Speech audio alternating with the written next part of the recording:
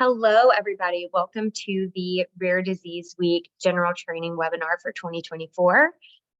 We have a lot to cover on this webinar, so I'm going to go ahead and get things started. We do have closed captioning available for this webinar. If you would like to use that, you can just click the live transcript button at the bottom of your window. We also have Spanish translation services available, so Bailey is going to drop that link in the chat for you guys. And if you're interested in using that, all you have to do is click that link. All right, just a quick overview of what we are going to cover today. We're going to quickly do some introductions, and then I'm going to give you guys an overview of all of the Rare Disease Week events. Our policy team is here to give you some more information on the legislative ask. We'll go over tips for successful meetings, logistics for navigating DC, and then I'll give you guys some more information on the upcoming training webinars and office hours, and then we will do a Q&A at the very end. So just to give you some quick introductions, this is our team joining us today. My name is Caitlin Laws. I'm the Associate Director of RDLA. We are also going to be joined by Shannon Von Felden, the Senior Director of Advocacy at the Every Life Foundation, Abby Hauser, who is our Rare Disease Week Advocacy Chair and an Every Life Foundation board member. We're also joined by Bailey McGowan, the Associate Director of Policy and Research for the Every Life Foundation, Dylan Simon, the Director of Policy for the Every Life Foundation for Rare Diseases, and last but not least, Jamie Sullivan, our VP of Policy. Now, I'm going to quickly turn things over to Abby to give you all an introduction to herself. You guys will see lots of Abby at Rare Disease Week.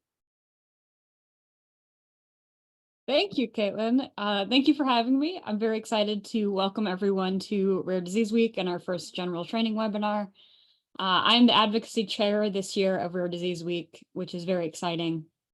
In this role, just to be able to support and sort of engage and just keep everyone excited about this week. It's really an honor to be selected for that, but I was asked to give just a little bit about me if you haven't heard anything about my advocacy with Every Life yet.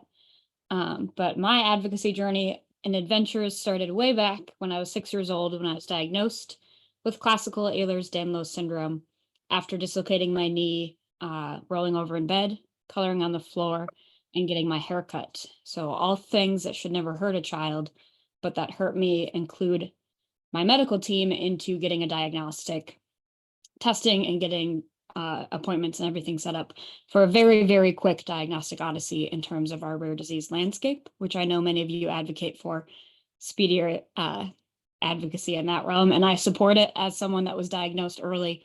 I know the benefits and I speak to them greatly.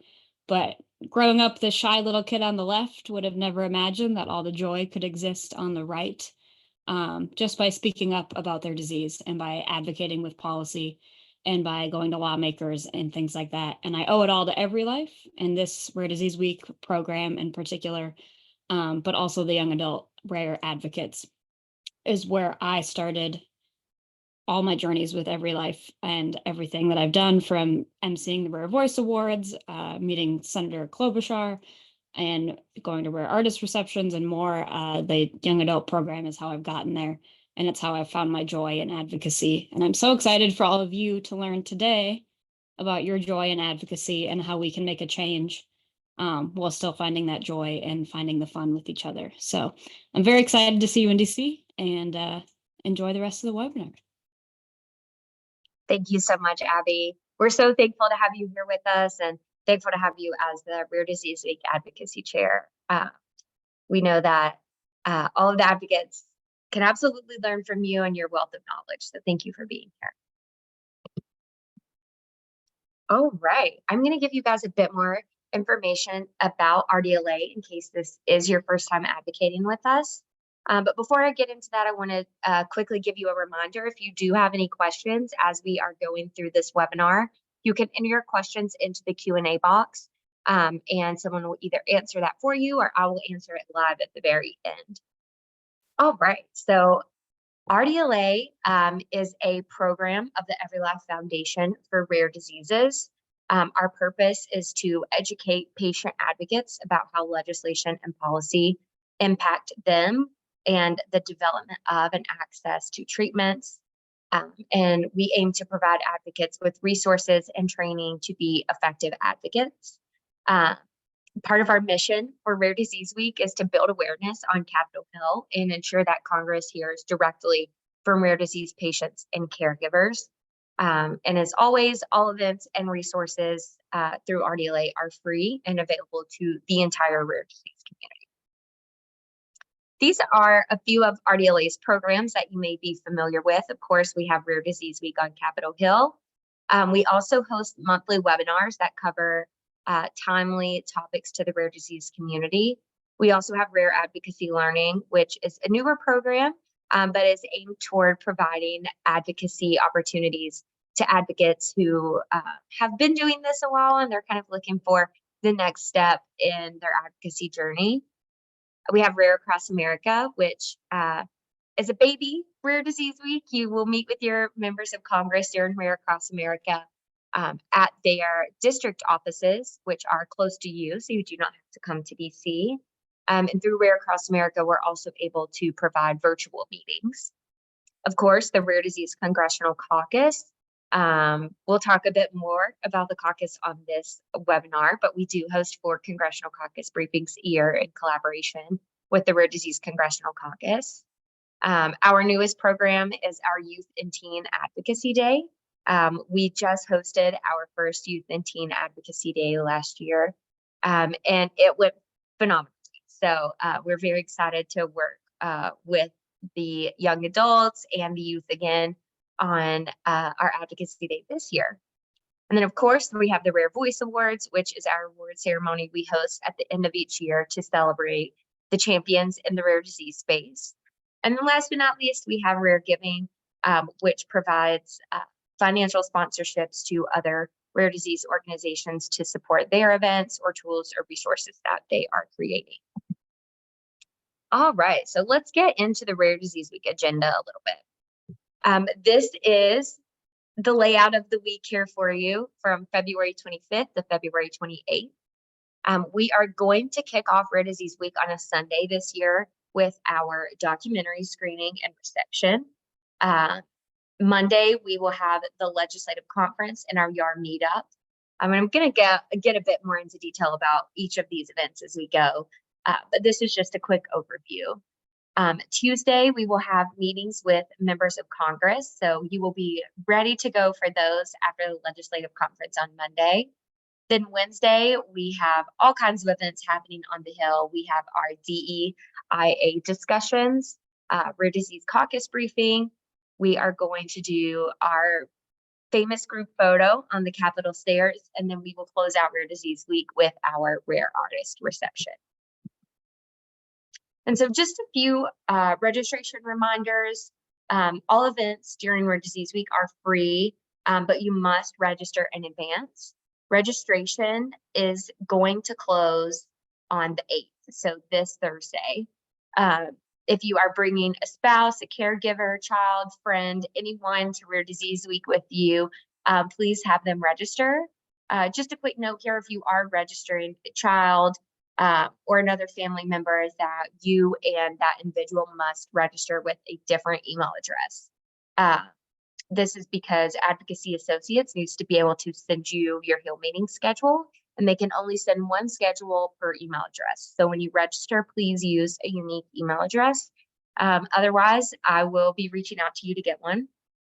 And then, of course, if you are no longer able to attend, send me an email and I will take care of your registration for you. All right. So to give you guys a bit of a deeper dive into each of the Rare Disease Week events, we are going to get kicked off with the documentary screening.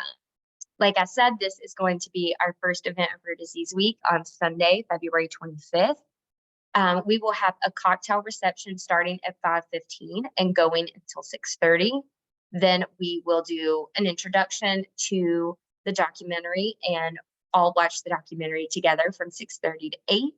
And then we will have a panel discussion regarding the documentary from 8 to 8:30. Light appetizers and beverages will be served during this event. And the documentary that we are going to be watching is calling, and I'm sorry if I butcher this name, Bombardier Blood. This is a documentary that is focused on a hemophilia patient. In here it says he's never let hemophilia stop him from climbing some of the world's tallest mountains. In 2017, he partnered with a hemophilia filmmaker and his award-winning production team to film his journey as he climbs Mount Everest. So this is going to be an inspiring film highlighting the physical, psychological, and emotional struggles of not only acclimating to the mountain and preparing for the greatest challenge of his life, but doing so with hemophilia. So we highly encourage you to join us for this. Next, just to give you an idea of where this is going to be, it is going to be at the Ronald Reagan building. So this is the same building where we host the legislative conference. Just a heads up that everyone who enters the building must go through security, including walking through a medical detector and putting all your belongings in an X-ray scanner. So just a heads up there to arrive in time to go through security. All right, next we have our legislative conference. Again, this is going to be at the Ronald Reagan building. This will take place Monday, February 26th from 9 a.m. to 5 p.m. So this is an all-day event. We will be serving breakfast, lunch, and snacks. We'll have water, drinks for you throughout the day. And the purpose of the legislative conference is to educate advocates on policy and legislation that impacts the rare disease community. We will be doing deep dives into each of the Rare Disease Week Ask during legislative conference so that you are prepared going into your Hill meetings the next day. We're also going to provide you with timely updates on Congress. We'll do a practice your pitch session for new advocates, as well as a breakout session for our young adults. So topics that we're going to discuss include key legislative initiatives, how to prepare for your Hill meetings, deep dive policy sessions on each of the legislative asks. We will do the practice your pitch session for new advocates, and of course, the young adult breakout. And during the legislative conference, you're going to have a chance to meet with your teams. And your team is anyone in your state who you're going to be going to meetings with on the Hill the next day. So the legislative conference is a great chance for you all to get acclimated, to go over your agenda that you've prepared, make sure that everyone's feeling good, and to create a concrete plan for the next day. Just a quick reminder that attending the legislative conference is required to attend the Hill meetings, and it's also required for anyone receiving a travel reimbursement. So like I said, during the legislative conference, we are going to have some breakout sessions. So our first breakout session is going to begin at 3:15 and go until 4. We will have 2 tracks that you can choose from. You can choose to attend the deep dive policy session on the Safe Step Act, or you can go to the Advocacy for Young Adults session. Our next breakout session is going to begin at 4:05 and last until 4:50. There you have the option to attend the emerging policy issues for the rare disease community session or the practice your pitch session. If you are a new advocate and this is your first time attending Rare Disease Week or your first time going to the Hill, I highly encourage the practice your pitch session.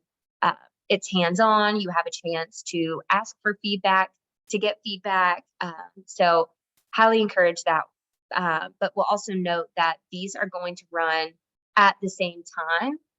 So you will only be able to attend either track 1 or track 2. And only the breakout session in the main hall will be available by live stream. So the legislative conference is going to be live streamed throughout the day, but only those events taking place in the main room will be available on the live stream. So some opportunities for our young adult advocates at our legislative conference are listed here. Like I said, we will have the young adult breakout session. And during this session, young adult advocates are going to take a deeper dive into the policies that were discussed. So the ask, and that includes the Safe Step Act and the Accelerating Kids Access to Care Act. All are welcome to join this session, but it will focus on the young adult community needs. So that's really ages 16 to 30. And then after the legislative conference, we will have a YAR meetup for all young adult advocates ages 16 to 30 who attended the legislative conference and are attending Hill meetings. So during this time, the young adults will discuss what they've learned, share some tips and tricks with each other, and strategize for their Hill meetings the next day. So we will have a couple different resources available at the legislative conference should you need them. We are going to have an on-site nurse. They will be there all day for any medical needs that may arise. Like last year, we will have phone charging stations. These will be located right outside of the main hall, similar to last year, if you were there last year.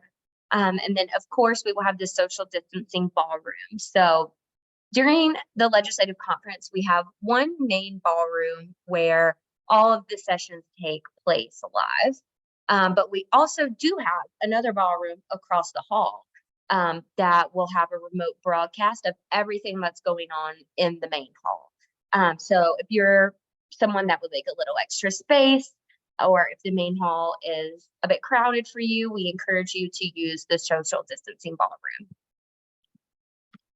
We will also, again, have our family area.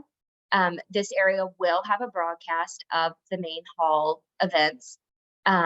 Families are welcome to join the lunch to network with other attendees, of course. Just a quick note that parents will be responsible for kids at all times. Please do not leave your children unattended in the family area, although we will have some games and things for them there to keep them occupied. We will shortly close the family area during the day. And during this time, everyone is going to be receive instructions for their Hill meetings and meet with their teams. So if you are in the family area, you will be notified when that's closing, and you'll come into the main hall and meet with your group. Another resource that we will have is the Nap Nook. This is a dedicated room with comfortable furniture and low lighting for those who just need a second to rest or need some peace and quiet and low lighting. Encourage you to use the Nap Nook there. And then we will also be providing you materials for your Hill meetings at the legislative conference. So this is going to include one-pagers on each of the ask that we are going to cover during the legislative conference. These one-pagers are also going to be posted on the Rare Disease Week website once we get a bit closer to Rare Disease Week. And of course, you are welcome to bring one-pagers on any other legislative priorities that you would like to highlight in your Hill meetings.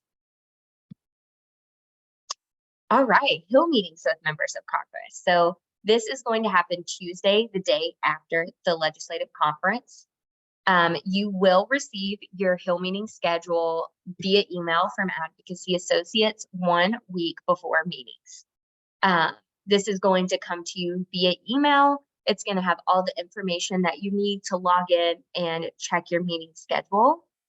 If you at that time get your meeting schedule and see that you're not able to attend the meetings on your schedule for any reason, reach out to me and let me know as soon as possible, and I'll take care of getting you removed from those meetings. For the Hill meetings, we request that meetings take place anytime between 9 a.m. or 5 p.m. The availability of the congressional office will depend on the time of your meeting. You will be meeting with your Senate and House offices or additional offices within your state if you chose to do so when you registered. And like I said, you will have time to meet during the legislative conference to kind of strategize and plan for these Hill meetings with your team. If you have not registered for the legislative conference in Hill Day yet, you must do so before this Thursday, February 8th, in order to have meetings scheduled with your members. So if you're trying to get a friend or a colleague to register, let them know Thursday the 8th, that is the deadline for registration closing. So your meetings with members of Congress are going to take place in both the House and Senate office buildings. So here on this image, you can see that the Capitol is in the center. On one side, you will see all of the House office buildings, and on the other side, you will see the Senate office buildings. We will also have this map in the program booklet at the legislative conference, so you can familiarize yourself with the buildings that you're going to need to get back and forth to that day. The closest metro stop on the House side, if you are going to be taking the metro in DC, is Capitol South. And the closest metro stop on the Senate side is Union Station. And I'm going to talk a little bit more about logistics of getting around DC once we get closer to the end of this webinar. And of course, if you've ever attended Rare Disease Week, you are familiar with our group photo on the Capitol stairs. So we will be taking our group photo this year on February 28th at 3 p.m. And this is going to take place on the side of the Capitol that does not face the National Mall. This side will be facing the Supreme Court. So we hope that you will join us then and hop in our group photo. And then the next day, February 28th, we will be hosting DEIA discussions. This is going to take place in the Cannon House office buildings in room 390. We will get started at 10 a.m. That is not supposed to say p.m. That is supposed to say a.m. We will get started at 10 a.m. and we will close at noon. Lunch is going to be served from noon to 1 o'clock.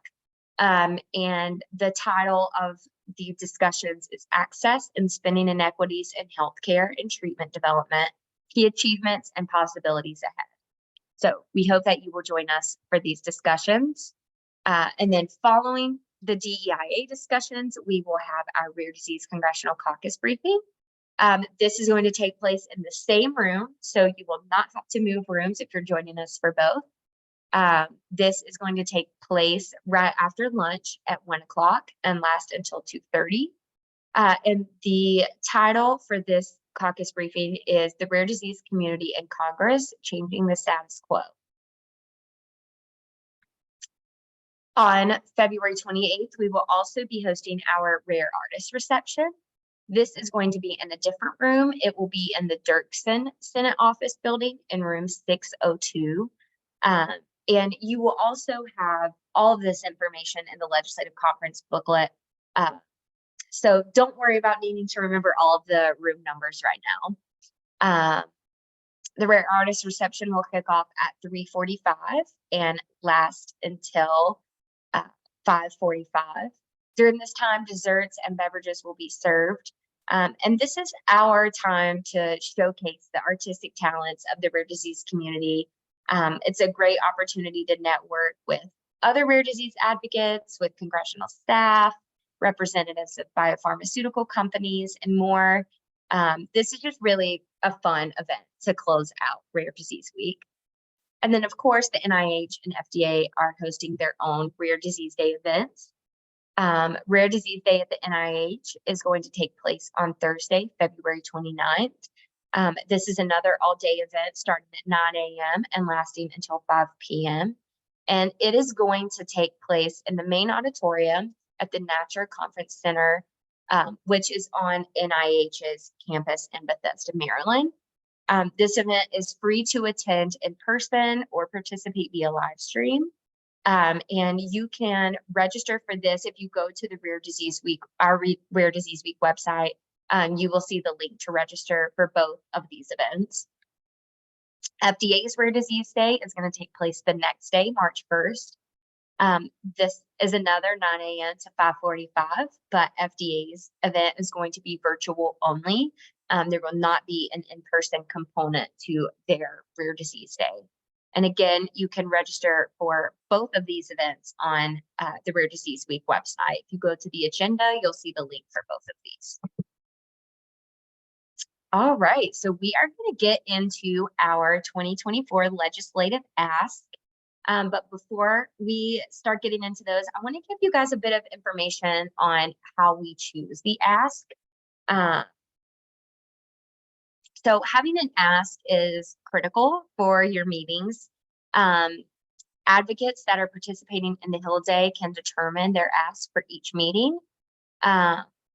This year's suggested legislative ask include the Accelerating Kids Access to Care Act, Safe Step Act, the Rare Disease Congressional Caucus, and an Interagency Coordinating Committee. So the way that these asks are selected is we have an RDLA advisory committee that is made up of a group of advocates from across the United States. They are from different rare disease communities, and they are provided with a list of bills, a description on each one, and the advisory committee will go through and score the bills based on which they think would be most timely and most impactful to have as an ask during Rare Disease Week. And those that are scored the highest are selected as the ask. So that is how we have landed on these asks here. I'll quickly add that if your story doesn't personally connect to any of these asks, or if you are involved in work on another bill and you want to make that your ask, you are more than welcome to do so. You do not have to use these 4 asks. But we do ask that you bring a 1-pager to your meetings with you on whatever your ask may be, should it be outside of these 4. And we will be creating 1-pagers on these 4 asks for you. So you will not need to create them for these asks, but if you are doing something outside of these 4, we do ask that you create a 1-pager on your ask. So the goal of your meetings is to share your story and have your member of Congress take action on your priority or your ask. So it's very important to be clear, make sure that your request is clearly articulated and is actionable by the legislator. So for example, you don't want to go in talking about bills that may be active in your state. We're only focusing on federal legislation. You also want to check and see if your member of Congress has co-sponsored a bill before you ask them to do so. If they have, that's when you thank them instead of asking them to co-sponsor. And then once you have selected what your ask is going to be specific when speaking to your member and ask them to please co-sponsor bill 123 or whatever the bill number may be. Each advocate should have no more than 2 asks. And we say this just to leave time for everyone in the meeting to speak should they want to. And of course, choose what legislation is most important to you and connect it to your story. So I'm going to turn things over to our policy team, and they are going to give you all a bit more information on each one of these asks.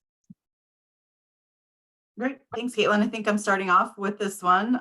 So just a disclaimer, this is going to go by quickly and is not intended to be the full training session. So we're going to give you the basics of each issue, but we will, like Caitlin's already talked about, have deeper dives and some additional speakers and from the community of people that are working on these bills at the legislative conference. So the first ask is the Accelerating Kids Access to Care Act. Many of you are likely familiar with this bill. It was also the subject of the Youth and Teen Hill Day, which was really well received and generated quite a lot of new sponsors for the bill as well. So the problem this bill seeks to address is the fact that for many patients and kids with rare diseases, there are limited numbers of centers of excellence or even just limited specialists that can provide care for any given rare disease. And oftentimes that means that a patient has to go out of state to see those providers. And if in Medicaid, in order to get approval to go and receive care out of state and have it paid for by Medicaid, there's a very long and complicated process for that physician to become a part of an enrolled provider in the patient's home state's Medicaid program. It's lengthy and complicated and requires filling that out across in each state as well. So the Accelerating Kids Access to Care Act solves this challenge by making a new, faster process for a physician to enroll in another state's Medicaid program. They create a streamlined screening and enrollment pathway. It's voluntary, so a provider is not going to be forced to do this, only if they are willing and eligible. And the eligibility requirements include there's limited risk of fraud and abuse, that they're in good standing with their license, and that they have not been excluded from participating in any other federal health programs. Providers, if they opt in, would be eligible to enroll in states' Medicaid programs for a 5-year period. So it's really about streamlining and simplifying the process that can often delay care for kids. For those who've been interested in the issues of getting treatment that may be only available in certain centers of excellence across different states, this doesn't deal with the financing element of it in terms of Medicaid programs agreeing to certain reimbursement rates, but it takes a big chunk of the problem away, and then it deals with the physician's enrollment in the Medicaid program.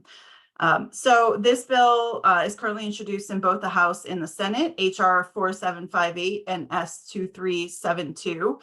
And it's got really broad bipartisan support. There are 59 House co-sponsors and 31 in the Senate, which is pretty strong showing, especially in the Senate.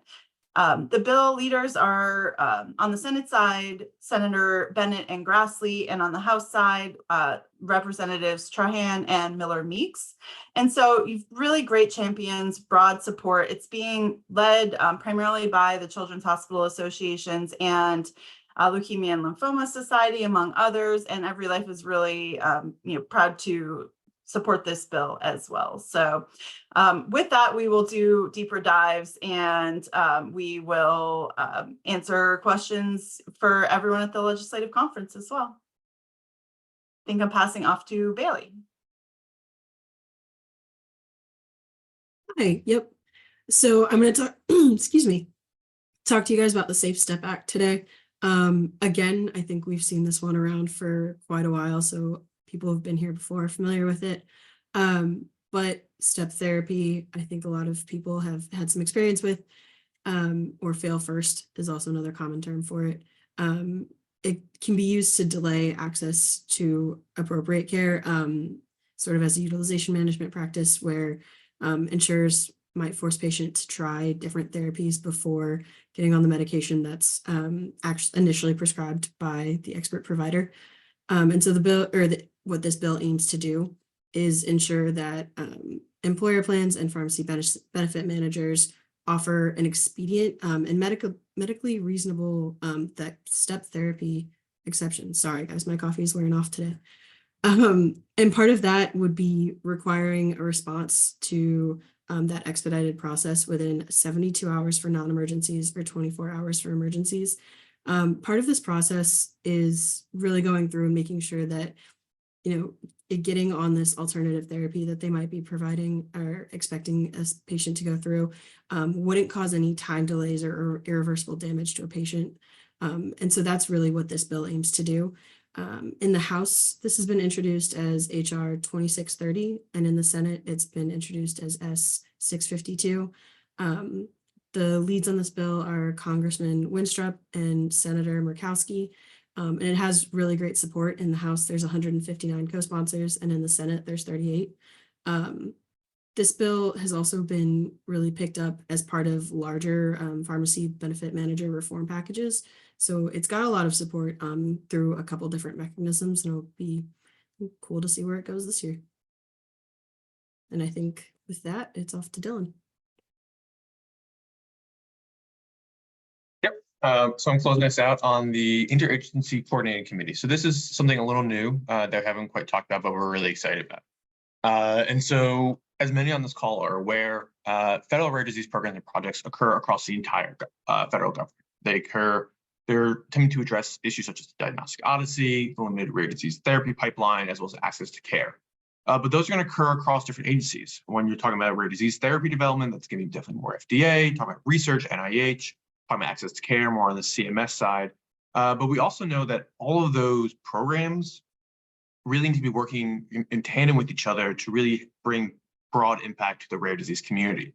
And so in the past, you have seen these interagency coordinating committees been successful in not only assessing these federal initiatives, but really identifying opportunities for improvement, ensuring the fact that this agency can maximize impact through coordination, essentially ensuring the fact that these programs aren't working in silos from each other and working together overall. And so we've seen this is really can be one of a couple of ways, and we'll really kind of dive more into this during Rare Disease Week. But it's really the idea of an example is where one of the agencies is organized outside of the NIH, in which specifically NCATS, and it brings together multiple federal agencies to really look at both the research grants to have an idea of, okay, here's where research could be improved, but also to create action plans. And so to really say, okay, here's the overall goal for this specific group of rare diseases. And this is the action plan. And then here's some of the research funding we can support to help grow that area. And so we want to take not say this specific idea, but the general idea of this coordinating committee. And so one of the main asks around one of the legislative asks will be the creation of this interagency coordinating committee to provide a central location for sustained coordination of the federal government's rare disease initiatives. And so it really gets to the idea of how can we bring together multiple agencies to ensure the fact that we're moving rare forward overall. And so again, we'll dive more into this as we close to Rare Disease Week, but we're really excited about this ask, and there's been some initial strong support on the Hill, and we'll talk more about that in the coming weeks. So pass it back to Caitlin.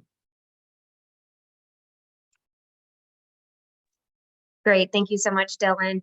I'm going to quickly cover the Rare Disease Congressional Caucus ask. So we do partner often with the Rare Disease Congressional Caucus. This is a bipartisan, bicameral caucus, meaning that it is in both the House and the Senate. In the House, the co-chairs for the caucus include Representative Doris Matsui from California and Representative Gus Bilirakis from Florida. And then in Senate, our co-chairs are Senator Roger Wicker from Mississippi and Senator Amy Klobuchar from Minnesota. Currently, we have 144 House caucus members and 27 Senate caucus members. So the point or the purpose of the Rare Disease Congressional Caucus is to give the rare disease community a permanent voice on Capitol Hill. The caucus holds 4 caucus briefings a year, 1 each quarter. And the purpose is to update congressional staff on important policy issues that are impacting the rare disease community. We want every member of Congress not just to know about rare diseases, but to know a rare disease patient in their district. So asking your member of Congress to join the Rare Disease Congressional Caucus if they are not already a member is a great ask. And you can check to see if they are a member on the caucus one-pager once that's ready, or by going to the caucus website. And there you can view the full list of all of the members who are on the caucus. Okay, so I am now going to turn things over to Shannon, and Shannon is going to talk a bit to you guys about tips for successful meetings with your members of Congress. Great, thank you, Caitlin. Of course, we want you to have the most successful meetings as possible when you're here in DC, and for this to really be a start of building your relationships with your members of Congress, or for you to be continuing to build your relationships with members of Congress, depending on whether this is your first time or not attending Rare Disease Week. But it's just a general best practice of effective advocacy to build those personal relationships. And we're building rare disease champions on the Hill. And of course, we'll probably emphasize at other parts during this webinar that rare diseases is not a political issue. And in line with that is that we need to gain allies in both parties who will champion the rare disease cause. And this study is getting a little bit dated from 2015. But I think it still exemplifies, even in this world where we are hybrid or partially virtual, that those in-person meetings really are so impactful. So when you come to the Hill, when you meet with the members and their staff and you're meeting in person, they're getting to build those relationships with you to really learn about rare diseases and your personal experiences. And while letters and emails and phone calls can certainly make big impacts as well, those personal relationships is really drivers and making moving that needle even more.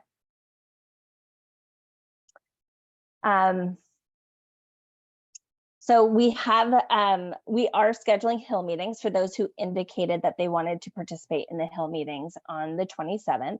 So Advocacy Associates is our team members who are scheduling those meetings and have done so for a number of years with us. And your schedule will be emailed to you the week before Rare Disease Week. So keep an eye out for an email from Advocacy Associates, and it will have a link in that email to your schedule where you'll be able to see what meetings are being scheduled for you. And Lincoln is going to go through what that will look like and what you'll be able to see through their portal. And some when you're meeting with your teams during the legislative conference, we just encourage you guys to set a meeting time ahead of time to meet on the Hill before your first meeting. You can meet in the hallways in front of the office or on the corner or at the Metro. We just encourage you guys to have a meeting place and exchanging cell phone numbers, especially if there's any last minute changes or you're lost or you are running late. Those other folks in your group can let the office know that the rest of the group will be there shortly, for instance. And I know we've received some questions in the chat already about checking to see if they did indicate whether or not they wanted to attend the Hill meetings. If you're not sure, if you said that you wanted to attend Hill meetings, you can of course email Caitlin and she can check that registration. And if you are registered for the Hill Day and then cannot attend for whatever reason, please just let us know, email Caitlin and let her know so that we can let those offices know to expect one last person in the meeting.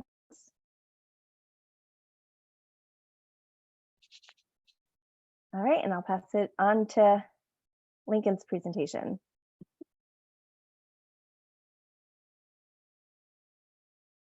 Hey, thanks, Shannon. Good afternoon, everybody. My name is Lincoln Clapper. I'm part of the Advocacy Associates team here in DC, and I'm just going to spend a few minutes to walk you through the app that you'll have access to access your schedules and all the content that's been briefed so far today. And so that being said, I'm going to share my screen and we'll get going here. So again, about a week out from your event is when you're going to officially have access to all this information. So hold off on any of these steps until you get this correspondence from us. So sometime that week of February 21st, around there is when you'll be getting official access. But that email is going to come from Advocacy Day at advocacyassociates.com. And it's going to have all the instructions you'll need to access your schedule. It'll have bullet point instructions on how to download the app, how to log in. All that information will be here in this area here. One thing we do want to highlight this year for returning advocates who have used the app before, just double check that you have the most up-to-date version before trying to log in. And you can do this in two pretty quick ways. For iPhone users, you're just going to go to your app store and then tap your profile icon in the upper right corner.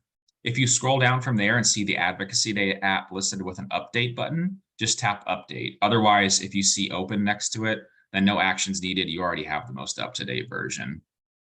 For Android users, you're going to go to your Google Play Store, and step one from there, you're going to tap your profile icon in the upper right corner. Step two, you're going to tap Manage Apps and Devices. Step three, you'll look for pending updates, and if you see any, make sure to click on that. And then if you see the Advocacy Day app listed in step four with an update icon, just make sure to update it from there. But otherwise, if you don't see the app listed there in step four, then no actions needed. The vast majority of devices update automatically on their own. But again, this is more just a reference point for people down the line to cross-reference if needed. So again, make sure you have the most up-to-date version, or else you may experience some login issues. If you have any issues with this along the way, there will be a contact link at the bottom of the email that you're going to get from us. So you can contact our team directly if you have any issues logging in. Now, once you open the app, it's going to ask you 2 questions. The first one is to allow notifications. So please select allow for that one. And the next is for location settings. So please select allow while using app. That way you can utilize our maps function to help navigate around the hill.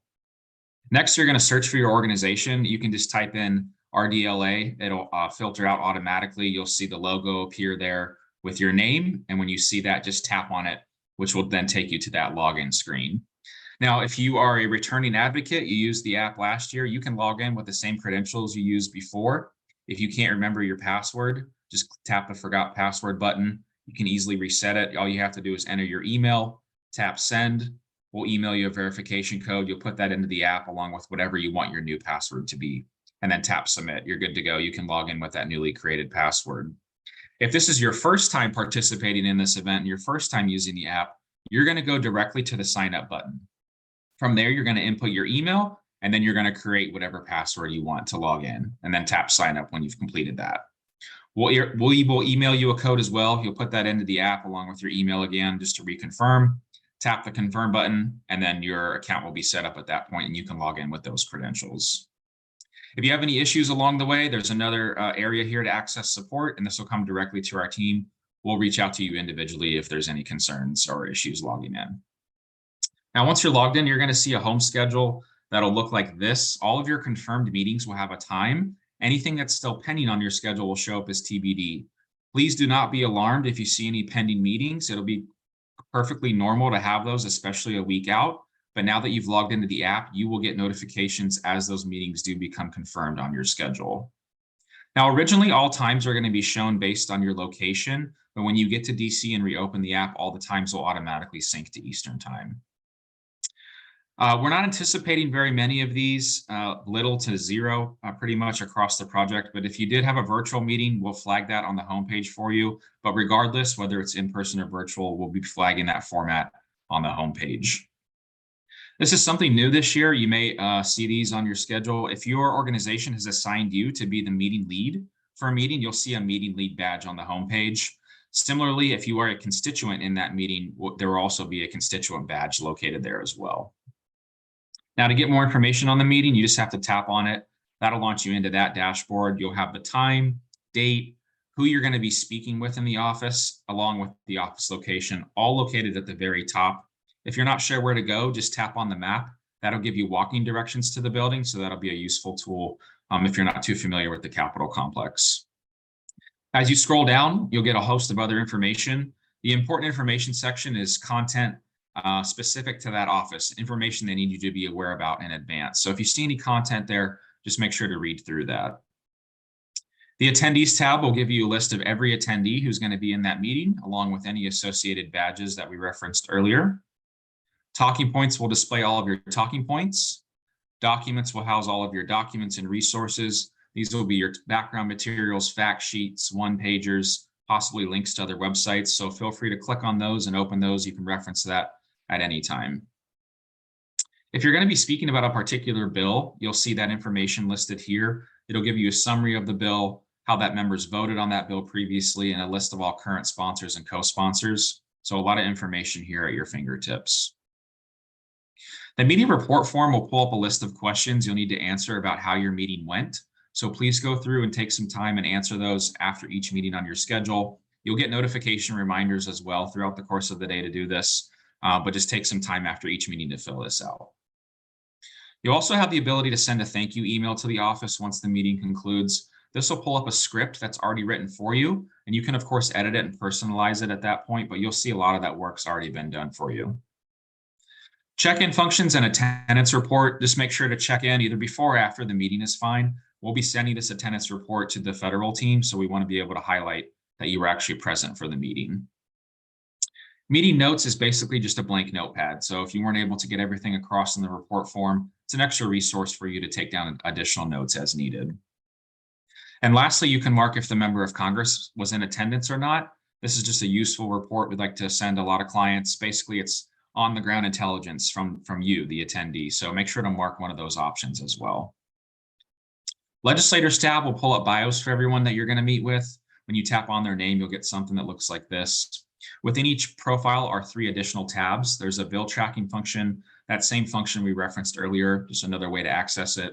News for recent news mentions, and then committees will show all their committee assignments. If there's any updates to your schedule, you're going to get a push notification from the app. So whether you have a time change, location change, cancellation, addition, all of it's going to come through via push. We'll also send you an email as well. But when you open the notification, we'll flag that for you again here, and then that change will automatically be applied on your home screen. Directory is a master directory for everyone in the event in case you want to reach out to other people who are in your meetings. And our more tabs an area where you could update your profile. You can change your password if you like, but what's most important here is the support function. So if you have any questions at all during the day, whether you're lost, you're running late, you can't make a meeting anymore, anything and everything should be anything and everything, sorry, should be run through support. This is going to be the fastest, most efficient way to get any question resolved, especially the day of the event. Now, again, we're not expecting little to zero of these, but if you did have a virtual meeting, this is what it would look like on your device. All you have to do is tap the join online meeting button, and that would open up the video component for you to join. You can also dial into if you'd like, which is totally appropriate. And we'll have all the IDs and access codes listed here if needed, in case you're prompted to enter that. Okay, last slide here. So you're going to be getting that initial email from us around a week out from your event. So sometime around February 21st, check your spam or junk folder. If you feel like you haven't gotten it yet, usually it's ended up there. Recommend giving yourself about 30 minutes to get through security just to make your way to that office on time. All times on your schedule are going to be displayed based on the time zone you're located in. But again, once you get to DC, everything will sync up into Eastern time. If you have any issues, there's that help number in the support tab to call if there's a time-sensitive issue where you need to get a hold of us. These meetings are going to go anywhere from 15 to 30 minutes. They've been arranged for 30 minutes, but just know that going in and just have your talking points prepared accordingly. And again, any changes to your schedule are going to come through via push and notification email. So just make sure you're keeping a close eye on your device throughout the course of the day. So that being said, very much looking forward to your event this year, and I'll turn it back over to the team from here. Great, thank you, Lincoln. Let me just pull these slides back up, please. Great. So I'm going to jump into what does a Hill meeting look like. So for anyone who hasn't joined Rare Disease Week or done advocacy on the Hill before, you'll be meeting with the member or the staffer in their individual offices. They each have their own office. On the House side, they're very small office spaces. On the Senate, they're a little bit bigger. And you'll be meeting with the member or their staff person. And they do it in various different places. So if you're meeting in the entryway or out in the hall or some other annex space, please know that's very normal, that especially staffer can be really looking for any space to meet with people because space is very limited on the Hill. So when you're in your groups and you're meeting with the staffer or the member, you want to start with short introductions so that everyone has a chance to meet the member and the staffer, to say their name, their rare disease, and where they're from. We encourage to include 2 to 3 people to share their story. If you're in a meeting that has 5, 6 people in it, and those stories should be about 60 to 90 seconds each. And then have 3 to 4 people who make the legislative ask. So if you have 3 to 4 people to make legislative asks, 1 ask per person. If you're in a smaller meeting, you should, if you only have, for instance, 1, 2, 3 people in those meetings, then folks can make up to 2 asks, we would say, per person. And then if there isn't enough time for you to tell your story, you should definitely follow up with the staff person to share. All of the staff emails will be on that Advocacy Associates platform. So it's very easy to follow up with them, tell them how nice it was to meet them. and for you to have an opportunity to share more about your story or to be able to convey some of the issues that you're facing. Caitlin, next slide.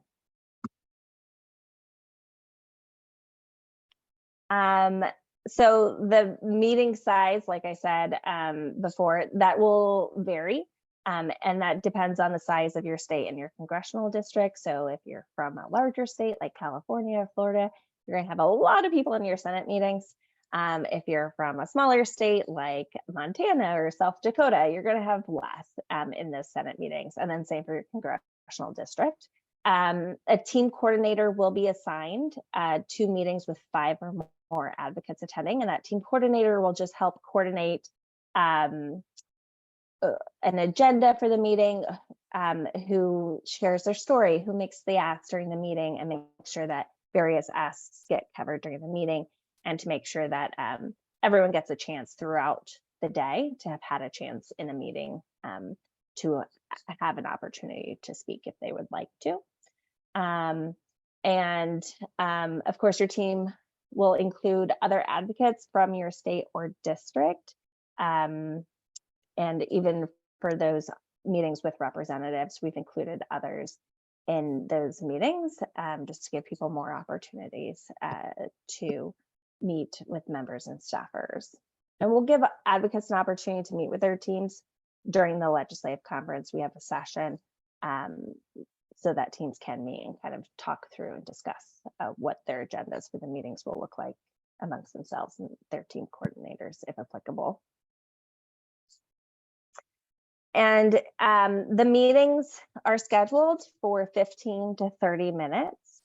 So that's why we try and keep things brief and short. Your elevator pitch, which if you join the Share Your Story with Policymakers webinar, we'll go into more details about how to do that. But there is a limited time, and we always encourage advocates to ask how much time they actually have for the meeting, so that they know before they get started if the staffer or member has less time than you're scheduled for, depending on what's happening on the Hill that day. And if it's a small group in the meeting, 1 to 4 people, each person should be able to speak for at least 2 minutes, whether that's sharing their story, making an ask, or a combination. In a larger meeting with 5 or more people, the team coordinator will help make decisions on who will tell their story and make asks. And like I said before, everyone should be able to have an opportunity to speak. But please know, if you don't have that opportunity to speak during a meeting, that there's so much power in numbers, and it really does show just the widespread and the broad needs of the rare disease community to come together in large numbers in these meetings. So please don't get discouraged if you don't get to have a chance to speak in every meeting, because your presence certainly does matter and make an impact. So before you come to DSC, before you meet with your members, we encourage you to learn about your member, check out their websites, check out their Facebook pages, their social media, learn about the bills that you want to discuss. So if you have an idea already on what bill you will want to make your ask during your meetings, we'll be providing you more information at the legislative conference, but go ahead and do a little research and get to know the bill a little bit better, so that you feel even more comfortable talking about it. After Advocacy Associates sends out those emails with your schedules, you'll also be able to see who else is in your teams and be able to contact others in the teams. So you can certainly get together and coordinate with your team via email ahead of time. I also encourage you to practice your story and making your ask, those elevator pitches, pick out those talking points that are just most relevant to your story and will make a higher impact when you meet with your members. And again, the Share Your Story webinar is really helpful for this too.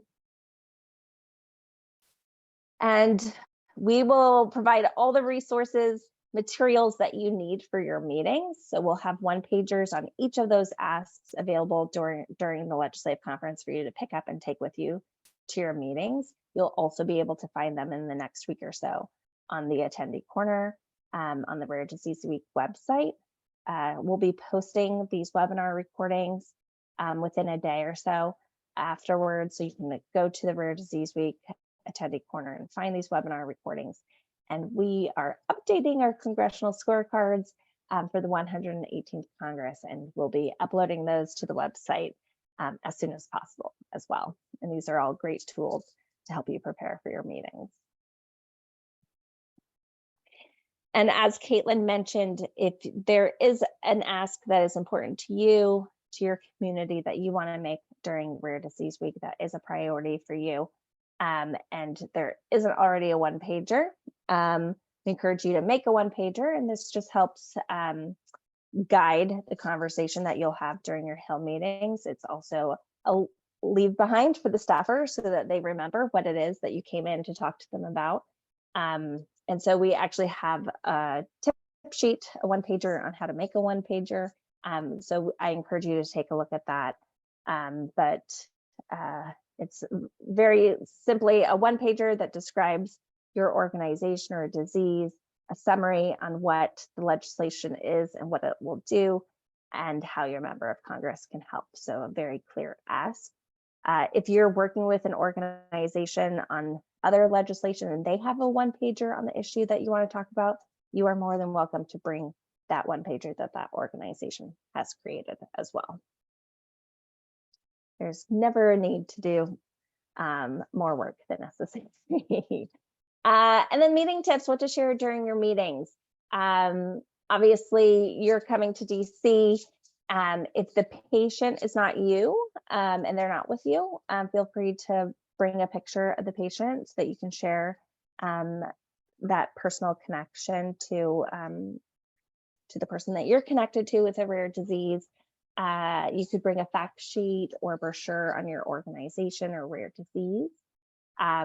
It's really helpful for you to bring a business card if you have them, but a way for them to contact you to get in touch afterwards if they have any questions, or if they do co-sponsor the bill or do something along the lines of what you're asking them to do, they're going to want to share that with you afterwards. And then, of course, any one-pagers on the issues that you want to discuss during your meetings. And then during the meetings, we ask you to arrive early, show up to the office like 5 minutes ahead of time at least, because sometimes the elevators are slow, or it can be a little bit more confusing than you think it's going to be to get to that room number. We ask you to be respectful and kind and courteous to the member staffers. They've been through a lot, and it's been a long few years, and just that, you know, that kindness and courtesy really goes a long way with the staffers. It's always nice to thank the member and the staffer if they've supported any rare disease legislation in the past or anything that has been important to you. If they're a member of the Rare Disease Caucus, you can thank them for that. And just one tip: avoid talking politics. It's we want to talk about rare diseases. We want to talk about the impact of these issues on rare disease patients in the community, and they're not partisan, and we need champions in both parties. If you come to any tough questions, don't feel pressured to answer them. You are an expert on your rare disease. You're an expert on your experience as a patient or a caregiver. Many times you are experts on legislation as well, but you don't need to have all the answers. So if there is a question that is asked, just let them know that you're not quite sure, and you'll find out the answer and get back to them. And that's a great way to follow up with an office, is if they did have a question. That's a great way to have an excuse to get back to them. But you never want to give them a wrong information, because we want them to trust you and trust our organization. So you never want to guess or give them a wrong answer, especially if they're looking for something very specific. And then if a member or staffer says, look, this isn't something that we can support right now, we want to keep that door open. So we just encourage you to be respectful and courteous, and leave that door open and thank them for their time and let them know that you hope that there's something we can work on in the future together. And then after your meetings, follow up, send a thank you note, email to the member and the staffer. Like I said, that's super easy to do with the Advocacy Associates platform. You can find the staffer's email address super easily. We'd love to see you post on social media with our hashtag RareDC2024 and follow up afterwards with a staffer. It'd be great to designate one person in each team to follow up with each office. But you can also follow up individually too, and check on your request within a week or two, say how nice it was to meet them, and share additional information.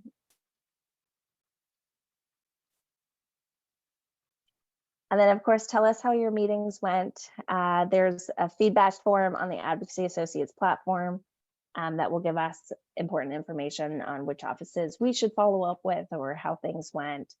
Share your pictures with us and on social media, and tag us please on any social media posts that you make during Rare Disease Week. We'd love to see them and be able to share them with others. And talking about social media, we have a toolkit that you and your organization can use to share with your communities about Rare Disease Week, about what you're doing during Rare Disease Week. And you can find that on the attendee corner on the Rare Disease Week webpage. Awesome. Thank you so much, Shannon. I know that was a lot of details. So for everyone watching, please do not feel overwhelmed. This is being recorded. You can watch it again. And if you have any questions, you can reach out to us. I know we are getting close. Oh, we are past 1 o'clock. Just kidding. I'm going to quickly go over the logistics for navigating DC, but I know this is important, so I want to cover it for you all.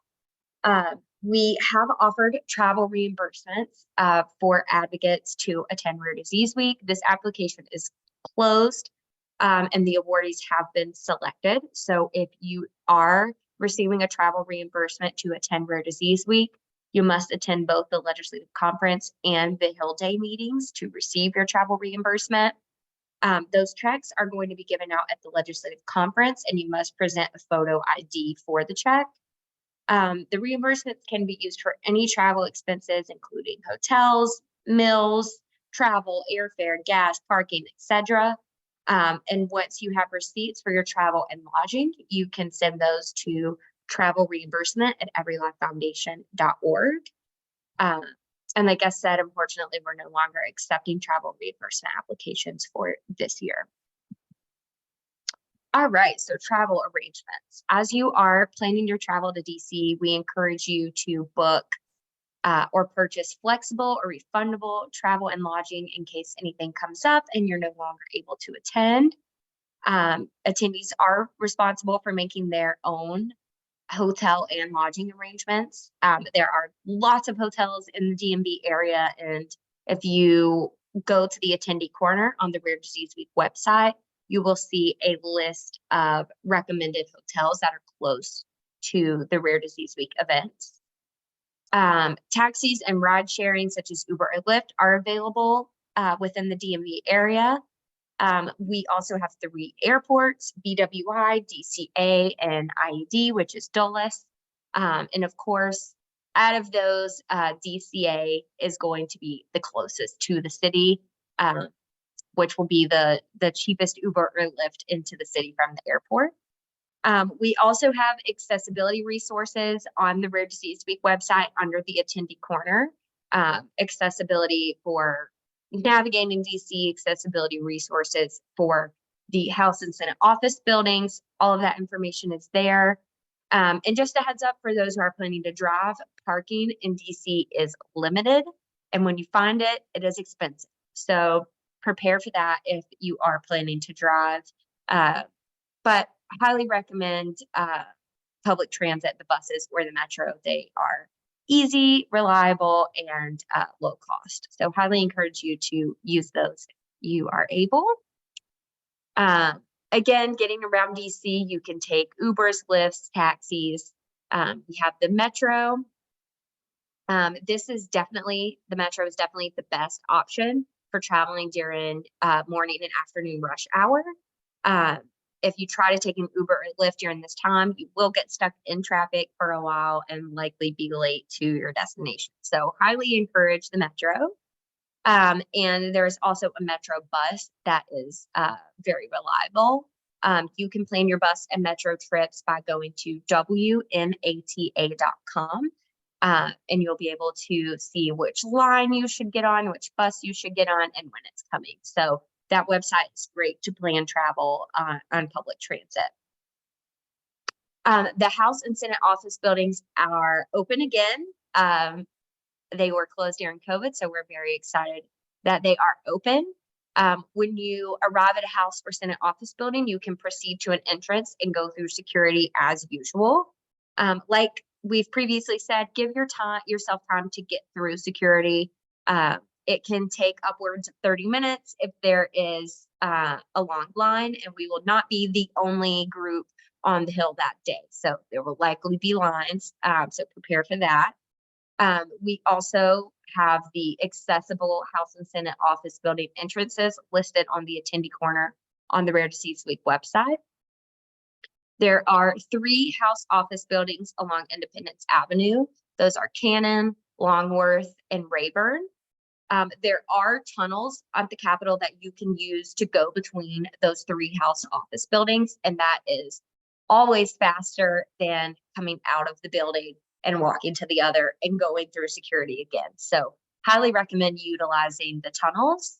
And then there are 3 Senate office buildings along Constitution Avenue. That includes Hart, Russell, and Dirksen. And again, you can use the tunnels to go through those 3 offices as well.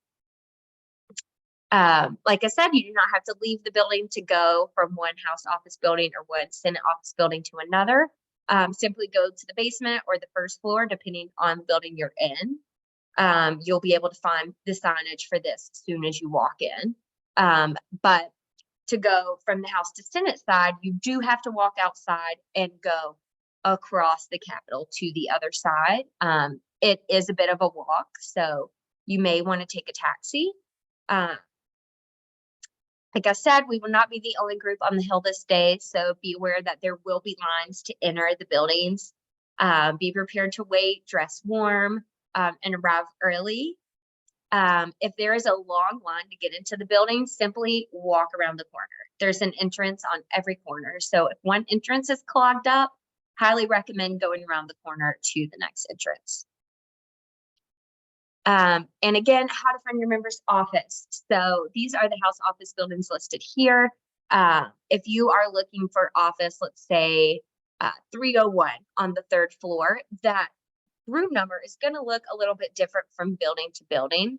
In Cannon, it will simply just be the room number. Longworth, there will be a 1 before the room number. It will be a 4-digit number instead of 3. And then with Rayburn, there will be a 2 in front of the office room number, and that'll be a 4-digit number.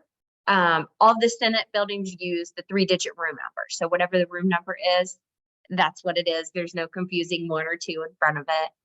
But when you walk into these buildings, there will also be a big directory, kind of like the directories at a mall, that you can use to find where you want to go. Finding a bite to eat on the Hill, again, recommend using the directories for this. They will tell you what restaurants are in the building, how to get to them. So each of the House and Senate office buildings do have options for food. There are cafeterias, there are a couple different restaurants. So you can check out these options listed here. But you're also welcome to bring, a small snack like a granola bar in your bag in case you need something to hold you over until you can get to a cafeteria. But there will be cafeterias available there. So I encourage you to use those. And then our dress code. So it's going to depend on the event. So Sunday and Monday, those are our casual days. Feel free to dress casual like this top photo. If you have a t-shirt for your rare disease, lots of folks like to wear those. Just something comfy and casual, especially the legislative conference day. You will be sitting all day. So you don't want to have to sit around in dress pants. And then Tuesday and Wednesday, those are going to be our more business attire days because we'll be meeting with members of Congress and we will be on the Hill. But for any of the days, make sure to wear comfortable walking shoes. You are going to do lots of walking. So you're not going to want to wear heels, booties with the heel. You want to make sure that you do have on comfortable shoes. Also, be aware of the weather in DC. In February, beginning of March, it is cold in DC. Average temperature is normally a high of 47 and a low of 26. So be sure to check the weather before you travel. You know, bring an umbrella, coat, scarf, hat, everything you need to stay warm, especially for the days you may have to stand in line. All right, some homework. Here are a few tips to make your trip to DC as stress-free as possible. Number one, check the weather a few days before you leave and pack appropriately. Again, you'll want to bring clothes to bundle up. It may be cold. If you plan to use Uber or Lyft, go ahead, download that app before you leave for DC. So once you land or your train arrives, you can pull up the app and go. Look at the websites for your representatives and your senators. Look and see what issues have they highlighted. What are they focusing on? And find areas of possible connection between you and that member. Maybe you're from the same town within your state, or you went to the same college. That's always a nice fun fact to bring up in your meetings to build that connection. And then once our 118th scorecards are ready, they will be available on the website. We highly encourage you to check those out. You can simply go to your state, find your member, and see how they have voted on issues that are impacting the rare disease community. Of course, have your one-pagers ready. If you are doing one of the asks that were presented during this webinar, we will have one-pagers for you at the legislative conference. But of course, if you are choosing a different ask, be sure you come with your one-pagers. And of course, practice your 60 to 90-second personal rare disease story. If you are not able to participate in person, or you know someone who wants to participate but may not be able to make it to DC, we encourage you or encourage them to participate virtually. We are going to send an email out early next week with ways that you can all participate remotely from home. That will include watching the rare disease documentary, watching a live stream of the legislative conference. We're also going to have live streams of the DEIA discussions and the Rare Disease Congressional Caucus briefing. And then, of course, you can always call and email your members of Congress. And we will have an action alert coming up soon that has a pre-written message for you. All you have to do is put in your name and your address, and it will go straight to your member of Congress. So some important dates here. This is just one last reminder. I promise that registration closes on February 8th. That is this Thursday. So encourage your friends, family, coworkers, if they want to register, to do it by February 8th. We will be hosting 2 more training webinars. The next one is going to be February 13th at noon. This is the Share Your Story with Policymakers webinar. So we are going to walk you through tips on how to share your story and how to tie that story and your experience to an ask. We will have coaches there to provide you with feedback. And it's really a great webinar for anyone who wants a little bit more practice or who is doing this for the first time. And then next we will have our team coordinator webinar on February 14th. We have not sent team coordinator invites out yet. Those are going to start going out today. So keep an eye out in your inbox if you did volunteer to be a team coordinator. There is no registration for that webinar. The link will simply be sent to all assigned team coordinators. And then we will have our office hours. We are going to do 2 office hour sessions, one on this Thursday, February 8th, and another on February 15th. Those will both start at noon. You will be provided with the link to join that office hour. There is no registration needed. So keep an eye out in your inbox for that link. And that is just a time for anyone who still has questions after this training to come join a Zoom meeting with me and Shannon and have your questions answered. Some important reminders: if your availability changes and you're no longer able to attend, please let me know right away. We understand that things happen, so just reach out and let me know, and we will take care of your registration. No-shows do reflect poorly on RDLA and the rare disease community, so we do not want any no-shows for our Hill meetings. We want to make sure that we are building relationships by showing up when we're supposed to. So again, if you are no longer able to attend, especially for Hill meetings, please let me know as soon as possible. All right, I'm going to look for a few questions here in the chat to answer quickly since we're over time. This is being recorded. It will be made available on the Rare Disease Week Attendee Corner by tomorrow. The Attendee Corner is simply on the Rare Disease Week website. You just click Attendee Corner and it's going to ask you for a password. The password is #rare DC 2024. And I'm going to type that in the chat for you all one more time, just in case you need it. That is the password for the Attendee Corner. If you have any other questions after this, please feel free to reach out to me. I'm happy to answer your questions via email or check out your registration for you. My email is here, klaws@everylifefoundation.org. I appreciate you guys joining us today. I hope that this was helpful. And last but not least, a huge thank you to our 2024 Rare Disease Week sponsors. We are thankful for their support, and we're thankful for you all for being here and volunteering your time to make the rare disease voice heard on Capitol Hill. So we look forward to seeing you all either in the next training, at office hours, or at Rare Disease Week. Everyone have a good day. Thank you.